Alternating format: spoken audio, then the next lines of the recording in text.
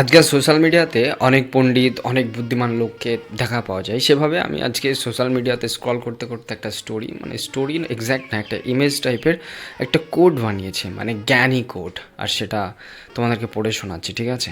বলছে, ঠকে যাওয়া এক নারী আমার জীবনে আসুক, আসুক, কারণ সে আমাকে সবসময় হারানোর ভয় থাকবে। লাও, বোঝাও এবার একে। ভাই, কোনো একজন মানুষ যখন ঠকে যায় না কোনো জিনিসটা নিয়ে, সেই জিনিসটা নিয়ে দুবার আর ঠকার ওদের কোনো ভয় থাকে না। যেমন আজকাল শুনবি সমাজে বেশিরভাগ বিয়ে হওয়া মেয়েগুলোই না অন্য কোনো ছেলের সঙ্গে আকাম কুকাম করে থাকে, কারণ তাদের না সিল না ডিল, কোনো ভয় নেই।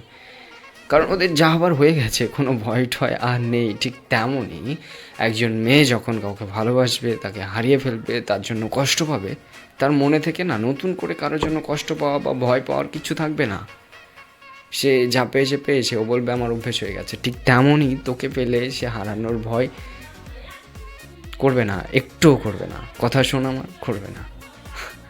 সেই কারণে তোকে কেউ হারানোর ভয় পাক বা অমুক তমুক এই সমস্ত ভাবনা চিন্তা পাছা থেকে, আই মিন মাথা থেকে, তোদের ওটাকে পাছায় বলা চলে, মাথা থেকে সরিয়ে দে।